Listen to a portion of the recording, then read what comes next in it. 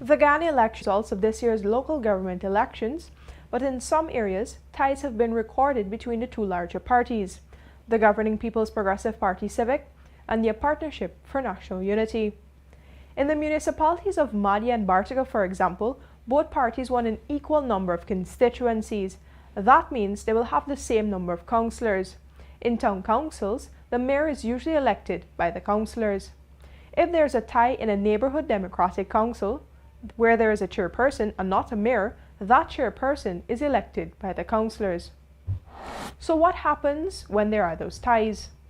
First, the electoral systems used must be understood. Let's use the example of Madia. Here, candidates for the two parties won 2 constituencies each, and as such will both get 4 council seats. Elections for the constituency seats use the first past the post system. There is also a proportional representation portion of the elections to elect councillors.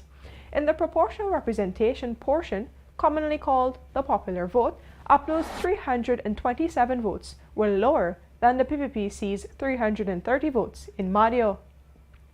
This illustrates that the PPP won the popular vote even though the two parties tied in the constituencies. And the PPP's General Secretary Dr. Bart Jagdeo believes that winning this popular vote means that the PPP will get the mayorship of Madia. Does the law agree? In short, the answer is yes.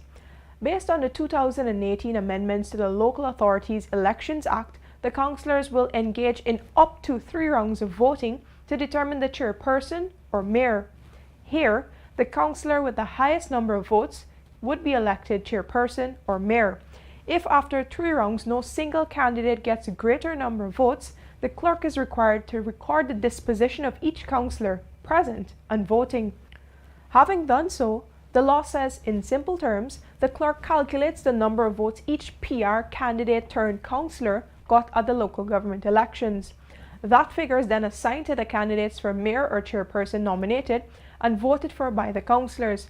In these circumstances, those candidates could either be UPNO nominated or a PPP nominated councillor for mayor or chairperson. And the candidate with the highest number of votes will be elected the chairperson or mayor, meaning the party with the popular vote, that is, the higher number of votes in the proportional representation portion, gets the chairmanship or the mayorship. And if all of those procedures fail, there's another way of breaking a deadlock. At that point, the clerk, acting in presence of a designated magistrate, the councillors present, and members of the public, shall choose one of the candidates by lot. Essentially, some randomized method of selection will be used to determine the mayor or the chairperson. It could be as simple as putting names in a bag and pulling out one. Reporting for the newsroom,